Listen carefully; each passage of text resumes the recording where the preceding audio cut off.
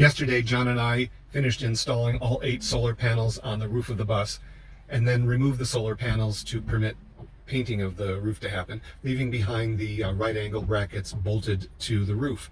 There is butyl tape sandwiched between the angle brackets and the roof, but I haven't yet applied lap sealant because it's still in the mail.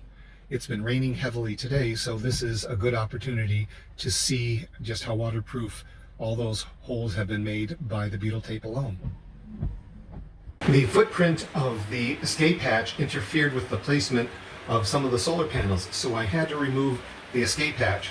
I patched it, shrinking it to a 14-inch square to ready it for the installation of the fan, but couldn't get the fan installed in time. And boy, my haphazard patch with cardboard and a garbage bag isn't quite doing the trick. But when I look at these sub-assemblies, where the bolt coming through the roof goes to, they're all bone dry. The MC4 cables coming from the solar panels on the roof of the bus need to get to the interior of the bus in a way that is weatherproof. In the past, I've used a conduit like this to get cables from the generator into the interior of the bus.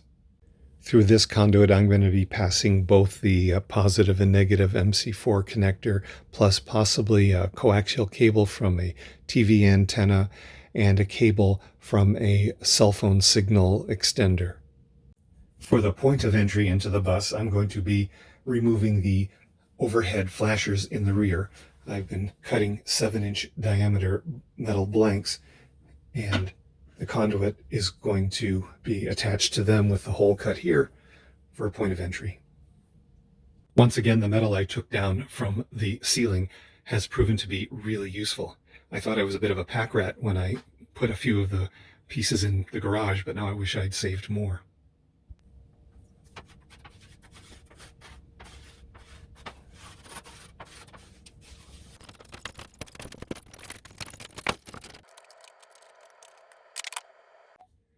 Here are the 4 blanks I'll need to cover the 4 rear overhead flashers. Using tin snips and scrap metal from the ceiling, I have cut the 4 circular blanks that I'm going to put in place of the rear overhead flashers. 2 of them have holes I've drilled in them to accommodate the LB access fitting through which I'm going to feed the MC4 cables and other cables from outside the bus to inside the bus. Unfortunately, this access fitting doesn't have any screw holes, any means to affix it to a flat surface. But there's a fix I've used before when I was trying to get wires from outside the bus to inside the bus back at the generator housing, and I'm going to do it again, only scaled up a little bit. You start with these PVC straps, but not the whole one, just the hole and the straight part, and we cut off the rest.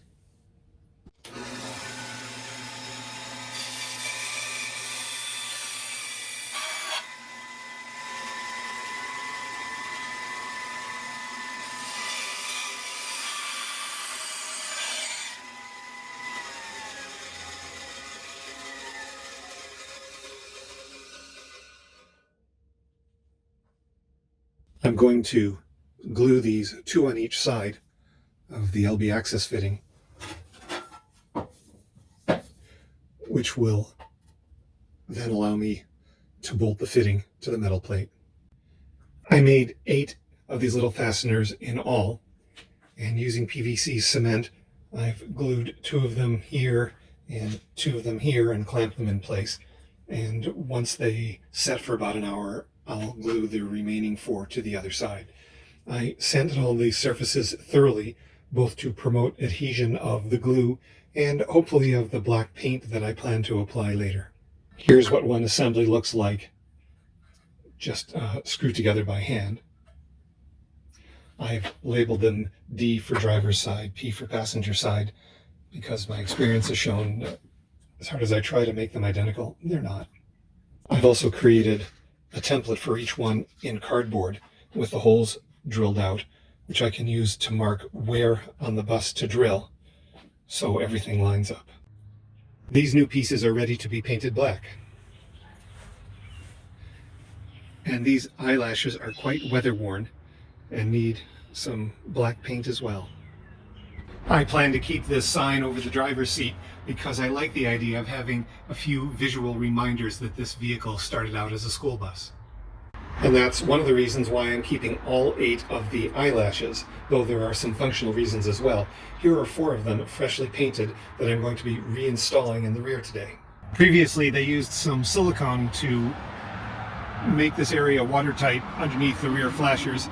I'm using butyl tape. I'm also using butyl tape around the perimeter of the circle. And when all 8 eyelashes are reinstalled, I'm going to use some black lap sealant over the top here where the eyelash meets the wall of the bus. That's one screwed back into place. The butyl squeeze out is reassuring to see, though I'm going to clean it up. And I had no idea that yellow would show here. I'm going to touch that up. And here's the view from the inside. I think it's pretty well sealed. The 2 eyelashes with blanks are installed up here in the rear. This installation was simpler than the remaining 2. I wanted to learn on them first. Next, I'm installing this assembly, which requires that 1 large and 4 smaller holes be drilled in the back of the bus. I previously made a cardboard template to mark where the hole should be drilled. Now I find out if that's accurate. I had to use this step drill bit to widen the holes some. As you can see here,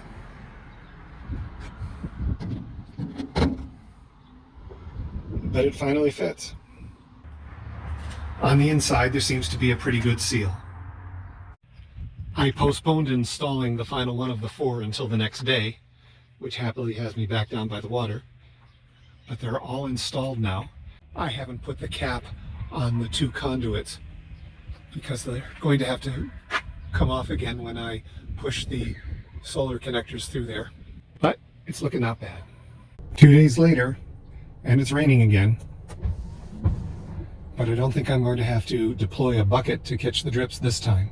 That's because yesterday I put a burn on and got the second max air fan installed. So far, dry as a bone. While the fan installations themselves are permanent, the wiring is temporary. I haven't even settled on a location for the 12-volt fuse panel. With the front fan, I repurposed pink and gray wire that I harvested from the wire races running from front to back in the bus. Going to these plugs going into the EcoFlow. And with the rear fan, I've done exactly the same thing. Let's see if it works.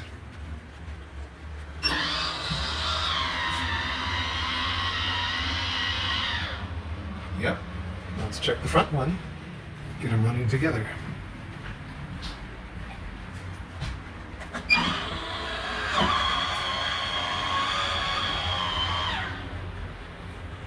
That ought to provide some decent circulation in the bus. At 5/16 of an inch, these holes are exactly the same diameter as the bolts that are going through them to hold these solar panels in place. I'm a bit concerned that given the angle in which they're installed because of the curvature of the bus, that's going to be an awfully tight tolerance.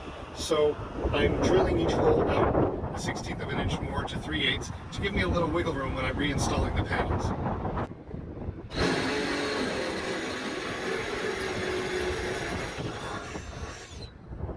To paint the roof, I ended up going with this elastomeric roof coating I got at Home Depot.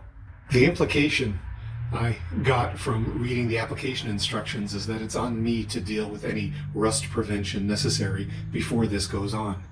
So I think I'm going to be painting the brackets and the bolts currently sitting in the brackets with a coat of white paint before I apply this. In particular, where I've drilled out the hole to be a little larger, thus revealing bare metal, I want to make sure I get a coat of paint on that and on the heads here. All painted. To better resist rust, I just put 3 coats of paint on the bolts and washers that I'm going to use to reinstall the solar panels on the roof once I get the roof painted.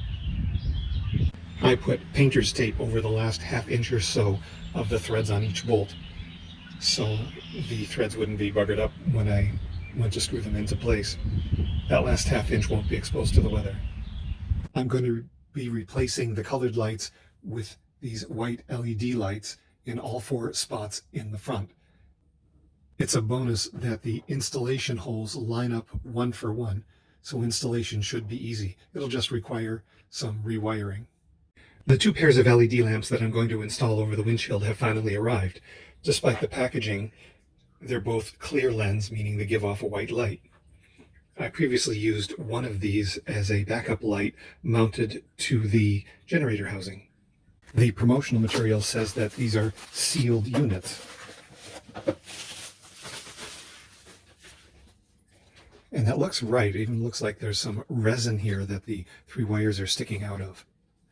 I think this is particularly helpful because mounted over the windshield, they're going to face oncoming highway speed winds and rain. They come with this pad with a knockout for the wires, and I think I'm going to use this in lieu of butyl tape around the perimeter.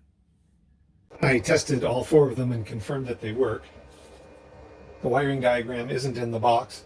It's in the description on the Amazon website. White is negative. And for my purposes, black is low beam and red is high beam. The wires coming out the back are only 7 inches long, and once I mount these above the dashboard and poke these through into the bulkhead, they'll be pretty well inaccessible. Since I'm going to have to add wire to lengthen these, I'm going to do it now. There's no better time. I'm finding the wiring to be a little bit challenging because this is a lamp with 3 wires coming out of it instead of 2. Ordinarily, I would just use a spool of speaker wire, but that's 2 conductor. Now, I could avoid that problem if I decided to just take the negative lead and ground it to the bus chassis and use that as the conductor back to the house fuse panel. I'm on the fence about whether to rely on that, and for now I'm going to connect to all 3 wires. And I found perhaps the cheapest way to do that was to buy a grounded extension cord, more than 40% off, from Canadian Tire, and hack that into, well, for now, 4-foot lengths, enough to join the lamps all together inside the bulkhead, and then later I can run wires from the bulkhead to the switch on the dash and then back to the fuse panel. It might be a few months before I actually hook these up to power, so in the meantime, I'm just labeling everything. Given how much buses vibrate, I'm wary of using wire connectors like these wire nuts to hold any wires together. So I'm just going to be soldering these because that's guaranteed to make a strong connection.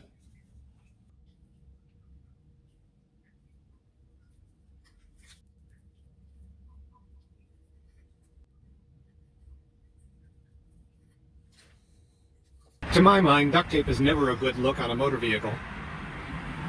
The gray stuff here is going to have to remain until I have time to scrape off the lettering that it's hiding. But let's see what we can do to pretty up what's on either side of it. I've shoved the wires for the first one through the hole. Now let's go looking for it inside the bulkhead. There it is, all bunched up in there. I just have to find a way to fish it out. It turns out reaching in as far as I can and groping for it does the trick. I wasn't sure if the screws that came with the lamps were stainless, so I bought some stainless ones at a Canadian hardware store, which means they're square head Robertsons, which means they stay stuck on the end of a screwdriver. Very convenient. Really helps the cause. 1 down, 3 to go. It's the next day. Last week I calculated that I would need 8 of these stainless steel screws to install all 4 of these lights, so I shrewdly bought 10 to have a couple extras in case one got lost in the grass. Well, of course that's wrong. 4 times 4 is 16, and today I made a half-hour drive each way to Home Depot to get the balance of the screws to finish the installation. The lights are all screwed into place, and the 4 cables are gathered here centrally in the bulkhead. Later on I'll be connecting 3 wires to them and running that down here to the switch panel. This, of course, is all switches that are powered by the starter batteries, but I'm thinking I might dedicate this bank here that's currently blank to appliances that are run off of the house batteries, including those overhead lights. Duct tape notwithstanding, I think they look pretty good. I'm inching closer to painting the roof of the bus with white elastomeric paint. On the side of the bucket it says by way of surface prep that I should scuff sand any glossy surfaces. I've been trying really hard to persuade myself that the roof of this bus that's been under the beating Georgia sun for 18 years can't still be glossy, but it kinda is. And the consequence of not doing adequate surface prep is that this paint could end up peeling, which would be wretched, so it's worth the effort. I've got this cordless quarter sheet orbital sander and some 220 grit sandpaper, and I'm going to scuff away. Even with very fine sandpaper, I think this power sander is just too aggressive. If I let it dwell on any spot for any length of time, it's going to sand right down to the bare metal. So I think I may switch to manual. Scuffing by hand seems to be the way to go. And speaking of scuffing, I did plenty of it with this ladder until my wife suggested I put some sliced pool noodles up there to cushion it, which made a huge difference. I arbitrarily decided to start sanding from the front of the bus to the back, which has in short order put me on a collision course with this decal, which I expect I'm going to have to remove before I paint the roof. Removing decals is turning out to be one of my least favorite jobs on the bus, and this is in a field crowded with contenders. And to boot, I'm doing it badly. I can't figure out how to make a plastic scraper get under the decal, so I switched to a metal one, and in many places I've scraped right down to bare metal. If this is my first day working in a body shop, it would be my last. I finished removing the Thomas decal. It took the better part of an hour, and there's an identical one on the other side. These emergency exit labels technically don't need to be removed before I paint the roof, because I'm going to just bring the elastomeric paint down to where that white meets yellow line is. But I don't want to be removing the emergency exit label after I've got fresh paint up there so near to it, so I think I'm going to tackle it now. Well, this is an exceedingly modest accomplishment. What I have to show for 2 hours work is that I've removed the decals and reflectors above the window on the passenger side of the bus. Now it's lunchtime. I just finished removing the Thomas decal on the driver's side, and I must be getting better at it because this side doesn't look like it was vandalized by meth heads. I did nick the paint right down to the metal there, but only in a couple, 3 places rather than a dozen. Baby steps. Yesterday I finished scuff sanding the entire roof and removing the decals and priming where necessary. That would have left a lot of dust, and I want to paint soon, so it's off to the truck wash. The truck wash got the roof pretty clean, and bonus, it looks like I can reach all the brackets to apply the lap sealant from the ladder without traipsing on the roof and muddying it up again. It's roof painting day, which starts with some careful masking. The current white roof paint sweeps up at the front and the back like this, which is pleasing to the eye, but I'm not going to replicate it. I want the light and heat reflecting properties of the elastomeric paint to proceed forward, including on top of the bulkhead, because the bulkhead is not going to be well insulated.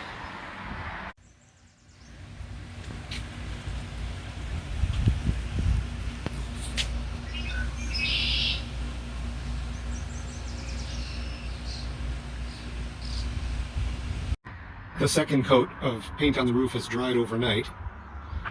I expected to have to put a third coat on where I was painting over yellow, but it's discouraging to see how spotty it looks even when I was painting over white. And what we can see from here is what I applied with a brush as opposed to a roller. But still, let's hope the third coat cleans it all up. Today is the day when I finally permanently install the solar panels.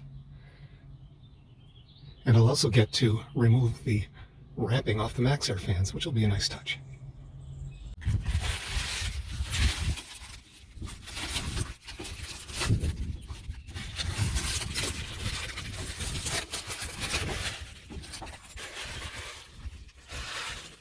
Well, that's satisfying. I don't know if this is going to help, but I'm going to be climbing up a ladder up the side of the bus to bolt the panels in place. And I'm thinking if I just provisionally put the bolts on the inside angles, it will keep that side of the solar panel from resting right on the roof. Make it closer to the height it's supposed to be. Let's see how it goes. That strategy seems to have worked. I've hand tightened the bolts on the outside and they're resting on the bolts on the inside. I've decided to apply Loctite to the bolts on the inside. And my reasoning is that later when I check the bolts on the outside for tightness, a few days' time, if they're tight, I'm going to assume these must be tight. I'm using this solar panel that's still on the ground as an illustration. For the second panel, where I successfully got 3 of the bolts in place, one of the bolts was resisting going in, so I just wailed away at it with a socket wrench till I caused the glue to fail and this to come away from the solar panel. So back to the workshop with the tap and die set to clean up the threads on both of them. I'm going to glue this back in place now. The glue only ever served to hold it in place while the bolt went in, so it should be fine. The takeaway is that I need to check that all these threads are clear before lifting a panel to the roof. I expect it was paint that fouled threads in this case. Because of the curve of the roof, I noticed that there is a gap here between the right angle bracket and the solar panel here on the inside.